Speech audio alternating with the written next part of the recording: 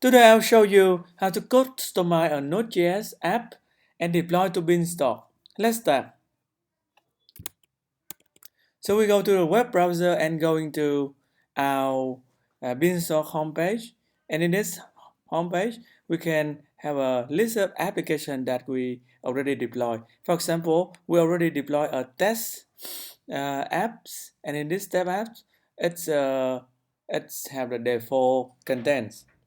So now we'll go to a website called we saw the website for Beanstalk sample, and it will open a page like this. And in this page, we'll try to download the sample file. So we download Node.js v1 zip.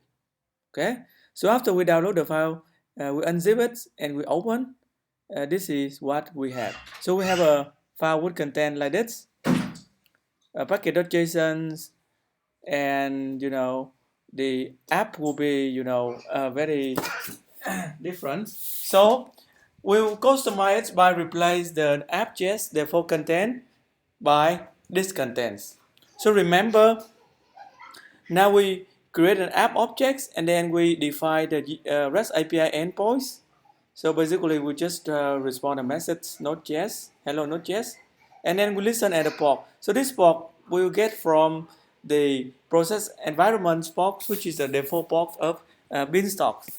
Okay, they will map this port with the port 80 in our endpoints.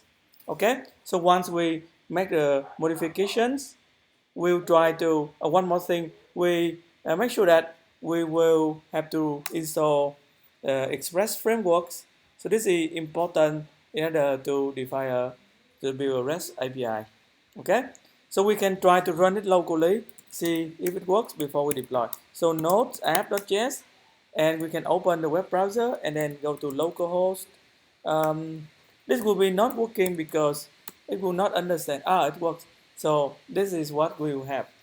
So so we stop this process and then open it in the folder.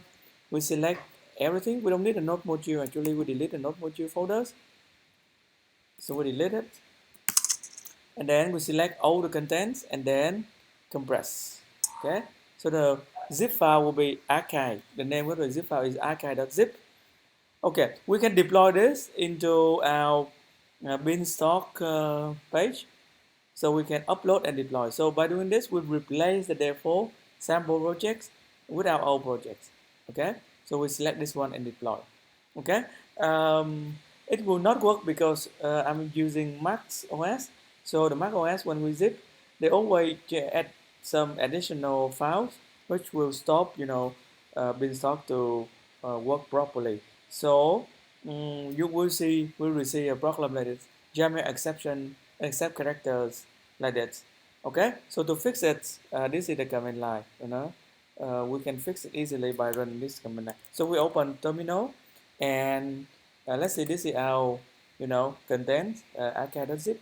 So we run zip -d and run. So delete all Mac related contents, and now our zip file is good and ready to go.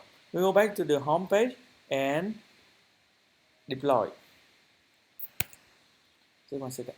Okay, we have to select again. Just try to select this again. Okay, so in here is the archive we just created,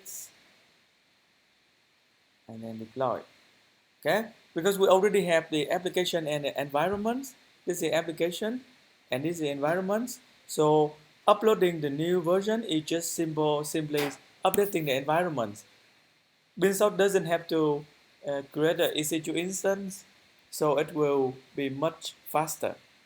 Okay, it will take just less than 1 minute to have it ready.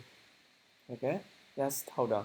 Once it's ready, we can just right click on this link and open it and see if it works. So currently it's not work. It means that the content have not been deployed. So we just wait a little bit more.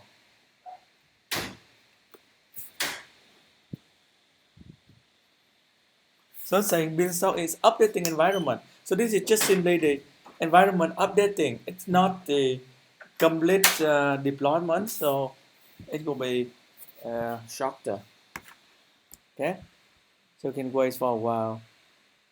You can um, you can fast forward to see the result at the end. You don't have to wait for this when you watch this video.